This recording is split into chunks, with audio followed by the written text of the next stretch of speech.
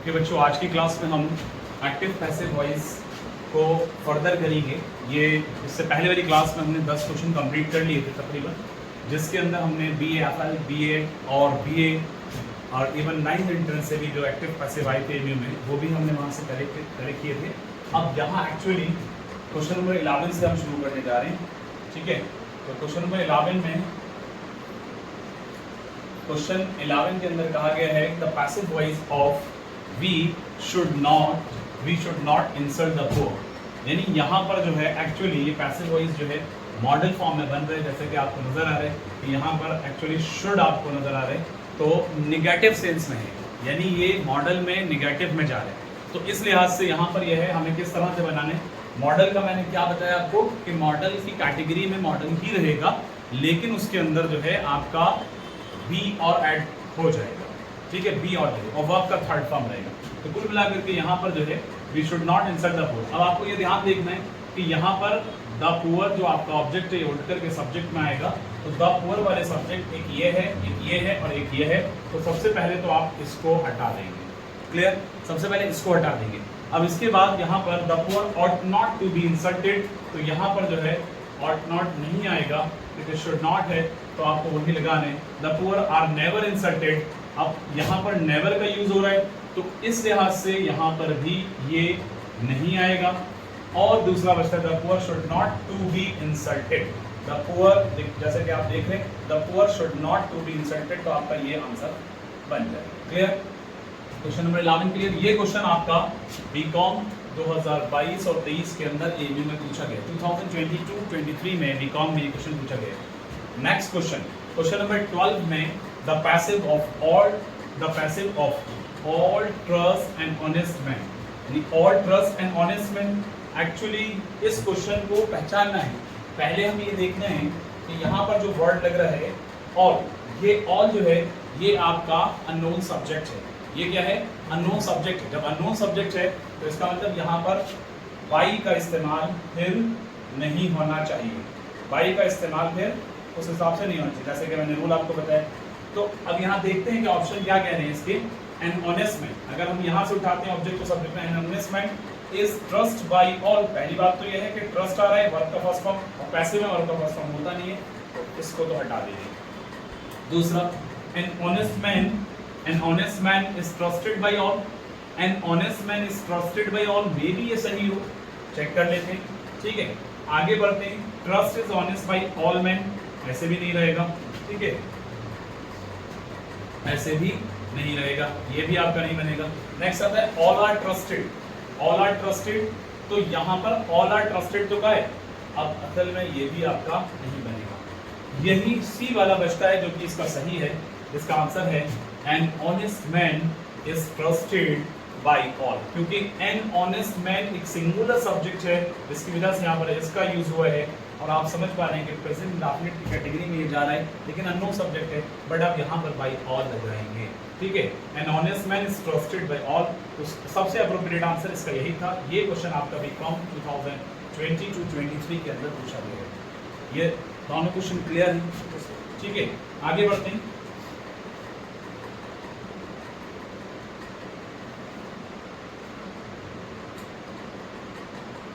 Question number 13। Okay, question number 13 में आप देखेंगे, ठीक, इस क्वेश्चन को आपको BA BEd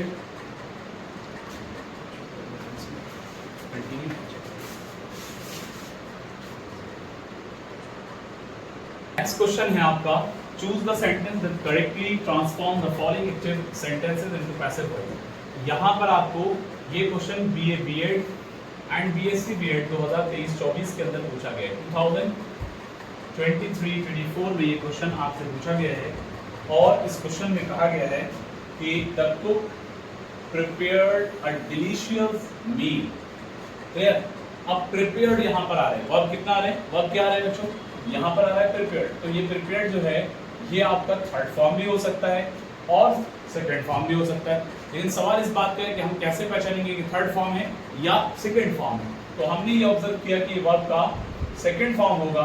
वजह उसकी ये है क्योंकि यहाँ पर इससे पहले कोई हेल्पिंग वर्ब नहीं लग रहा है।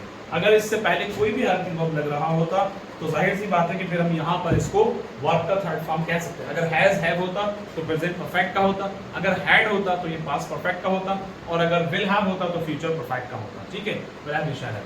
तो यहाँ पर जो है वर्ब का सेकंड फॉर्म, और सेकंड फॉर्म है तो ये प्रेजेंट इंडेफिनिट से बिलोंग कर रहा है। The cook prepared a delicious meal, तो अब आपको क्या करना है, अ डिलीशियस मील आपका सब्जेक्ट बनेगा। अ डिलीशियस मील जो है बच्चों क्या बनेगा, आपका सब्जेक्ट बनेगा। ठीक है, तो अ डिलीशियस मील यहाँ भी, अ डिलीशियस मील यहाँ भी, अ डिलीशियस मील यहाँ भी, अ डिलीशियस मील यहाँ भी। तो सब्जेक्ट तो चारों ऑप्शन में दिए गए।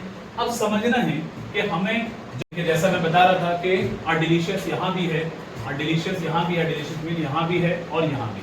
और सवाल इस बात का है कि हमारा ये वाला जो एक्टिव वॉइस है ये पास्ट इंडेफिनिट से बिलोंग कर रहा है। इससे बिलोंग कर रहा है बच्चों, ये पास्ट इंडेफिनिट से।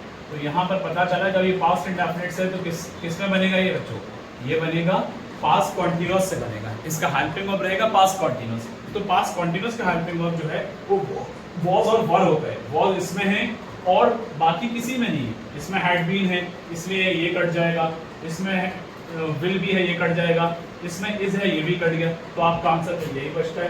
13 क्वेश्चन यहाँ पर क्लियर है सबका।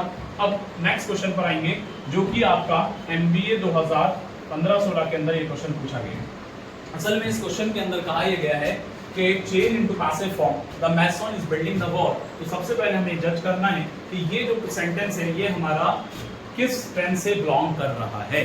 आप लोग देख पा रहे हैं कि यहाँ पर जो है बच्चों क्या आ रहा है, इज आ रहा है, और बिल्डिंग, बिल्ड के साथ में ing प्लस हो रहा है, बिल्ड के साथ में ing प्लस हो रहा है।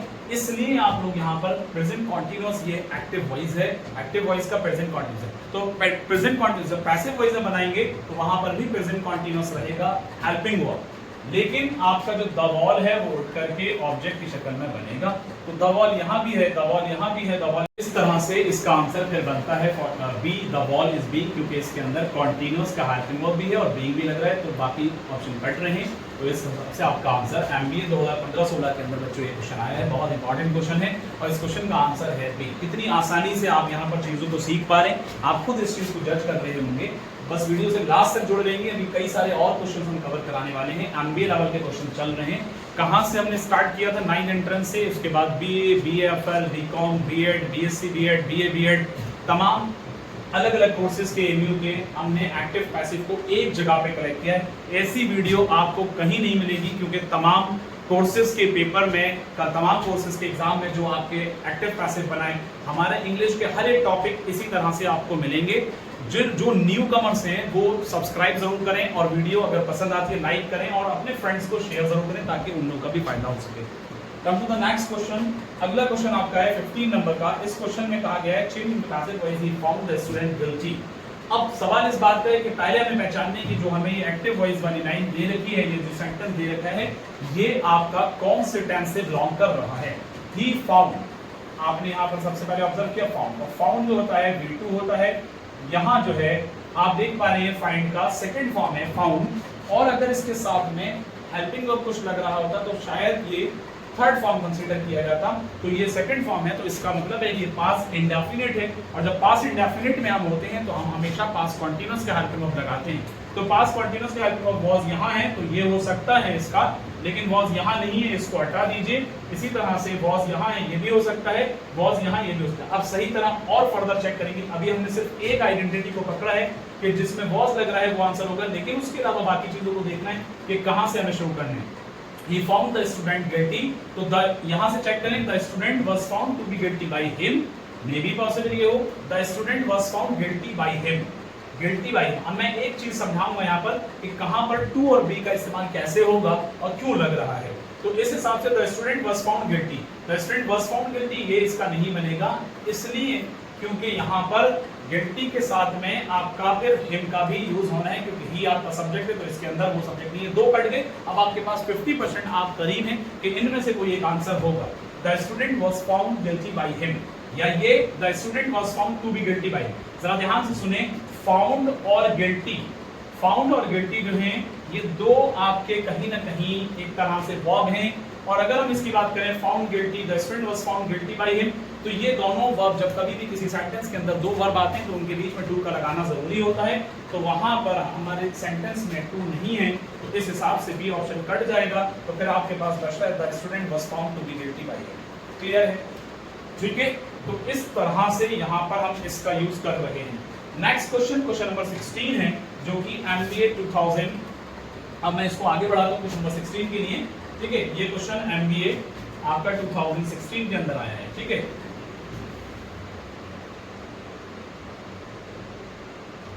क्वेश्चन नंबर 16 में आपसे कहा गया है कि the passive voice of are you doing, sorry, the passive voice are you doing your work. तो यहां पर आर लग रहा है तो ये इंटरोगेटिव है, ये बात तो कंफर्म हो गई, ये इंटरोगेटिव है क्योंकि आर से शुरू हो रहा है हेल्पिंग वर्ब से। अब इंटरोगेटिव किसका है? ये प्रेजेंट का इंटरोगेटिव है, और प्रेजेंट में भी कौन सा है बच्चों?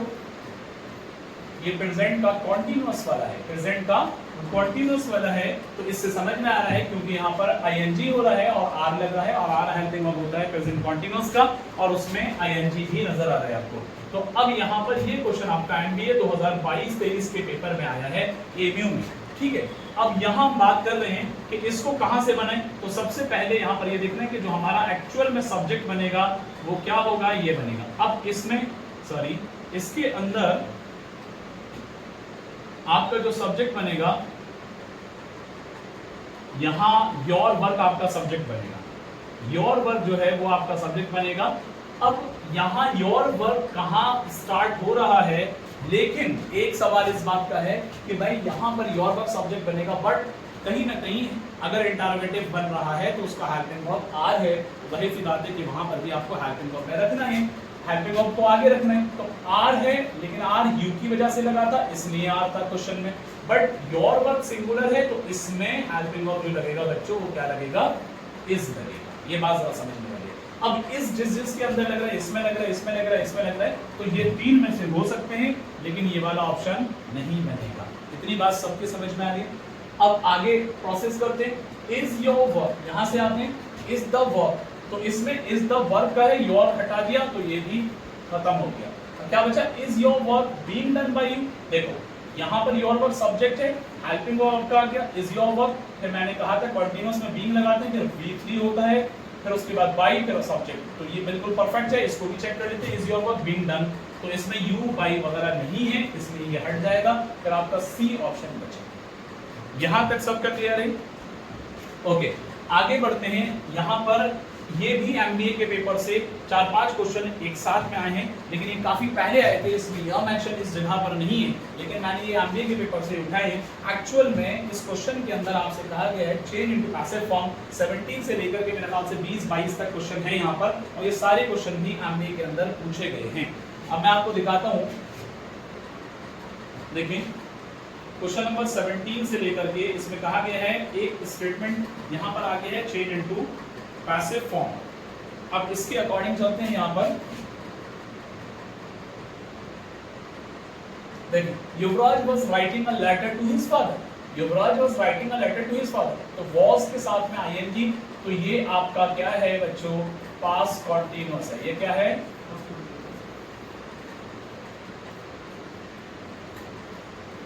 Past continuous. क्लियर? जब ये पास्ट कॉन्टिन्यूअस है तो इसका मतलब ये पास्ट कॉन्टिन्यूअस के हेल्पिंग वर्ब से ही बनना है, लेकिन इसके अंदर बीइंग भी आएगा, BEING। जब कॉन्टिन्यूअस वाला बनाते हैं तो उसके अंदर बीइंग भी आएगा। तो a letter was written to his father by Yuvraj, तो ये तो पहली बार में हट गया क्योंकि इसके अंदर वाज तो है लेकिन बीइंग नहीं है। A letter was being written by Yuvraj to his father, इसमें भी बीइंग नहीं है। अब इसके बाद a letter has been, a letter has been, देखिए एक बात यहाँ पर है, इसको समझना है। A letter has been written to his father by युवराज, या a letter was written by Yuvraj to his father।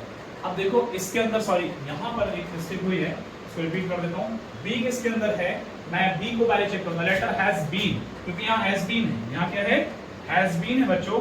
तो इससे समझ में आ रहा है कि ये आपका आंसर नहीं बनेगा। मैंने जैसा कि बताया कि यहाँ पर was के साथ में जब ING आ रहा है तो इसका मतलब was तो आएगा सेंटेंस के अंदर, लेकिन was के साथ में being भी लगेगा, तो ये भी नहीं बन रहा है। A letter was written, ये भी नहीं है, तो यही वाला आंसर है, a letter was being written।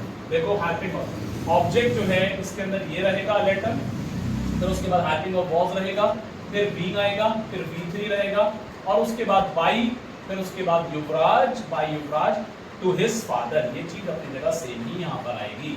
तो इस तरह से आपका सी आंसर इसका बनेगा। क्लियर? बिल्कुल। कोई डाउट किसी को?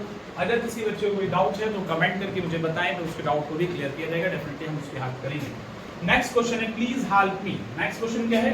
Please help me. ध्यान से देखना है, यहाँ पर एक्चुअली ये रिक्वेस्ट की जा रही है। मैंने आपको एक्टिव से पैसिव बनाने के लिए एक रूल बताया था कि जहां कहीं भी प्लीज लिखा होगा तो उसकी जगह पे हम हमेशा क्या लिखेंगे? You are requested. क्या लिखेंगे बच्चों? You are requested. ओके, यहां पर यू आर रिक्वेस्टेड, प्लीज जहां कहीं भी होगा उसकी जगह पे पैसिव बनाते समय यू आर रिक्वेस्टेड करना होगा। अब यहां पर यू वर रिक्वेस्ट, अब प्लीज हेल्प मी तो था नहीं भाई, इसको समझना है कि यहां पर क्या है? हेल्प, तो हेल्प V1 है ना। हेल्प क्या है बच्चों? V1 है। अब जब ये V1 है तो इसका मतलब वर तो नहीं आएगा, तो यू वर रिक्वेस्टेड नहीं होने का है। यू आर बीइंग आ रहा है तो यू आर बीइंग भी नहीं होगा। यू हैव बीन आ रहा है, ये भी नहीं होगा। You are requested to help me, this is the correct answer. Got it? अब इसके बाद यहाँ पर नेक्स्ट क्वेश्चन है I know him. Next question क्या है? I know him. कौन सा टेंस से बिलोंग कर रहा है बच्चों? ये जरा बताइए कौन सा टेंस से बिलोंग कर रहा है? यहाँ पर आप लोग देख पा रहे हैं कि आई नो हिम ये एक जनरल सेंटेंस है, यानी प्रेजेंट का है, और वो भी प्रेजेंट में इंडेफिनिट वाला है। प्रेजेंट के अंदर ये क्या है? इंडेफिनिट वाला है। ठीक है, इतनी बात याद रहे। अब यहाँ जो है आई नो हिम जो आपसे कहा गया है, तो अब जाहिर है कि हिम को उठा करके आप ऑब्जेक्ट सब्जेक्ट में लाएंगे तो वो बनेगा ही से। तो ही यहाँ भी है भाई, ही यहाँ भी है, ही यहाँ भी है, ही यहाँ भी है। पहला स्टेप हमने एनालाइज किया कि चारों ऑप्शन में ही है। दूसरा स्टेप को एनालाइज करेंगे, जब प्रेजेंट इंडेफिनिट है तो इसका हेल्पिंग वर्ब कौन सा वाला जाएगा? प्रेजेंट कॉन्टिन्यूअस वाला जाएगा। तो प्रेजेंट कॉन्टिन्यूअस का हेल्पिंग वर्ब इज है, प्रेजेंट कॉन्टिन्यूअस का हेल्पिंग वर्ब इज है, और हैज प्रेजेंट कॉन्टिन्यूअस का नहीं होता है, इस वजह से ये कट जाएगा, और वाज प्रेजेंट कॉन्टिन्यूअस का नहीं होता है, इस वजह से ये भी कट जाएगा। बात सबके समझ में आ रही है प्यारे बच्चों?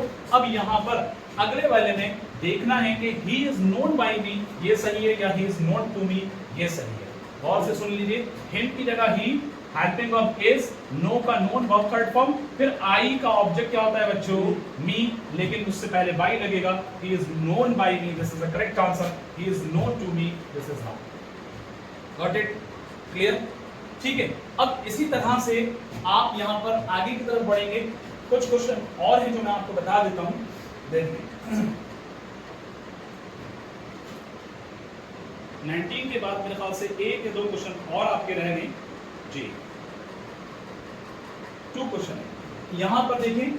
अब ये सारे एमबीए वाले क्वेश्चन है जो मैंने बताए 17 से 21 तक। It is time to ring the bell. ये अगर आपको मैं याद दिला दूं, उमर, तानिया, जितने भी बच्चे बैठे सुन लीजिए कि it is time to ring the bell. मैंने आपको एक चीज बताई थी कि इन्फिनेटिव सेंटेंस, इन्फिनेटिव बताए थे, तो इन्फिनेटिव सेंटेंस के अंदर यहाँ पर आपका टू का इस्तेमाल होगा। ये बात बताई थी बच्चों, तो टू का इस्तेमाल होगा। जाहिर सी बात है कि यहाँ पर टू लग रहा है, तो इसका मतलब ये है इट इज टाइम टू, क्या लग रहा है बच्चों? It is time to ring the bell.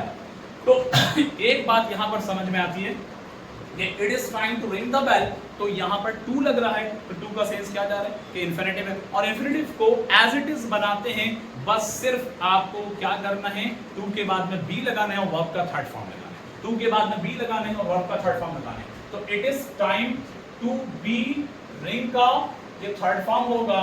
Ring का थर्ड फॉर्म क्या होगा बच्चों? रैंक सेकंड होता है, रिंग का थर्ड फॉर्म होता है। देखो ये V1 था बच्चों, और इसका V2 जो होगा वो होगा रैंक, और इसका V3 जो है वो होगा, इसका V3 क्या होगा बच्चों? V3 जो होगा वो होगा रंग। V3 क्या होगा? रंग। अब सवाल इस बात का कि देखो it is time the bell rings, ये नहीं होने का है। It is being time to ring the bell, it is being time, ये भी नहीं होगा। It is time for the bell to ring, ये भी नहीं होगा। It is time for the bell to be rung, ये आपका सही है क्योंकि इसमें वर्ब का थर्ड फॉर्म भी आ रहा है और टू के बाद में बी भी आ रहा है। तो इन्फिनेटिव का ये रूल होता है कि टू के बाद में हम बी लगा करके वर्ब का थर्ड फॉर्म लगाते हैं। बाकी स्ट्रक्चर आपके सामने है। Got it? उम्मीद है कि समझ में आ रहा होगा। Next question, his pocket. Next question, his pocket has picked. His pocket, ये पॉजिटिव केस में जा रहा है, हिज पॉकेट हैज पिक्ड। तो अब हम इसको कैसे बनाएंगे, they have his pocket picked, no they have his pocket picked, ये नहीं कहेंगे। अब यहाँ पर पिकिंग वर्ब से नहीं बनेगा, यहाँ पर क्या है पिक्ड, इससे भी नहीं बनेगा। Someone has been picked his pocket, क्योंकि इसके अंदर सब्जेक्ट नहीं था, सब्जेक्ट अननोन था।